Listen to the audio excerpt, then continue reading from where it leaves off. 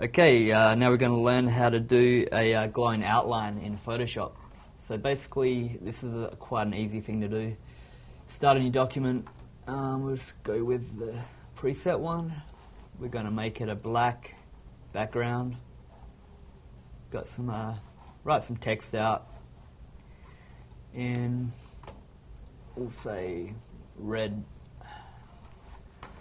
Okay, so typing in outline. Here we go. Let's make this a little bit bigger by going up to the free transform tool. I'm just dragging it out like that. And we're going to apply the transformation. And now this is the simplest thing in the world. We're going to go to layer. We're going to go to layer style.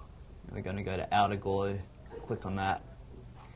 And there you go. We've got a nice little glow going around our text. You can play with the different settings here, depending on how you want it. If you want to make it more like a separated outline, you can click on the contour, take out the size a bit. Got like that's more of an outlined glow there. You can play around with it as much as you want. You can play with the color. If you want to make it more red, you can do that. You know, there's plenty to do there. So there you go. That's how you make an outline glow in Photoshop.